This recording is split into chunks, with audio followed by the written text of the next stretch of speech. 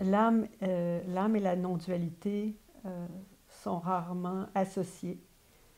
Et pour nous, notre approche, elle est vraiment axée sur l'âme, qui est, qui est la partie individualisée de la conscience. Elle est libre, elle est unifiée à la conscience et elle vient adopter un corps physique, elle vient expérimenter un personnage, un ego qui, dans ce grand voyage extraordinaire qu'est le voyage de l'humain, il vient expérimenter la possibilité d'être mortel et de vivre plein d'enjeux, hein, d'avoir oublié sa nature éternelle et elle vient ici s'expérimenter et vivre tout un tas de défis.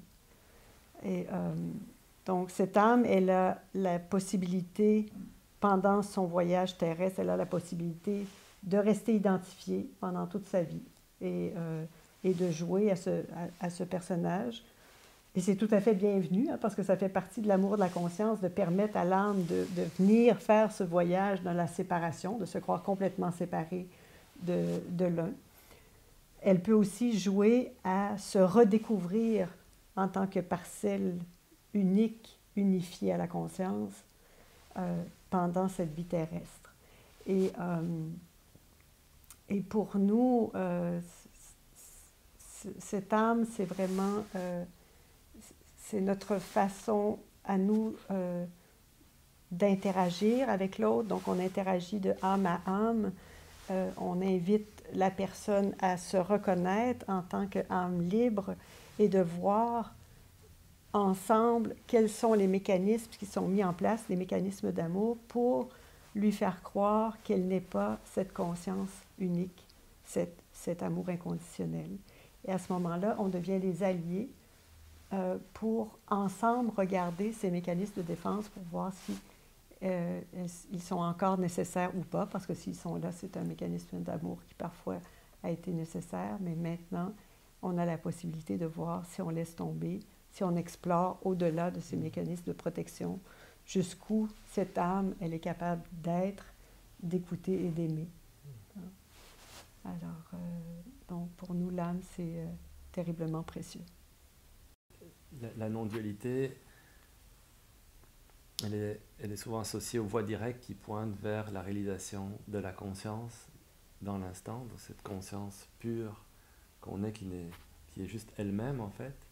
Et quand on réalise qu'on est la conscience, donc on réalise qu'on n'est pas l'individu, la personne qu'on croyait être, qu'on n'est pas nos pensées, et on est juste cet espace de pure conscience qui est pur accueil, qui est juste là, qui est juste être avant toute interprétation, avant toute comparaison, qui est juste là, qui est.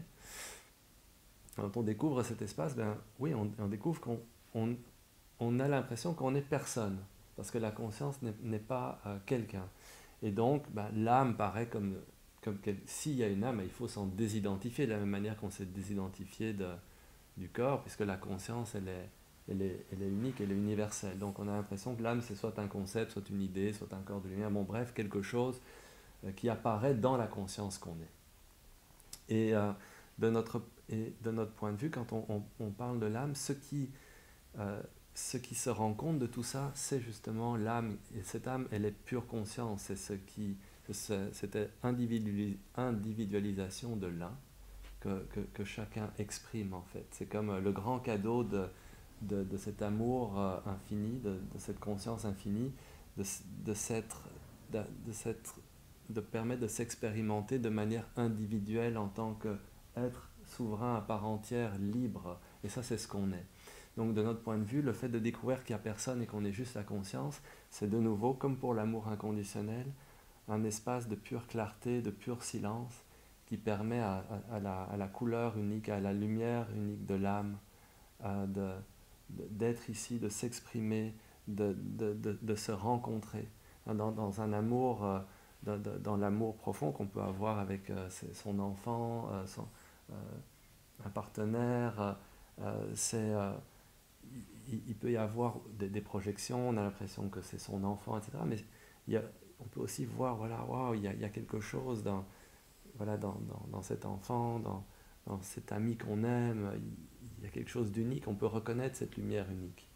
Et ça permet, c'est pour nous, c'est ça l'invitation. L'invitation de toute la spiritualité, c'est pas de découvrir juste qu'on est personne, ça c'est une étape, c'est d'être pleinement ici en tant que cette lumière unique, qu'on est unis à l'un et que, que l'humanité petit à petit, ou rapidement, plutôt rapidement, se réveille et qu'on puisse être tout cela, pas en tant que bonjour, il n'y a personne, on est tous personne, mais voilà, en tant que toutes ces lumières, ces lumières uniques de la conscience.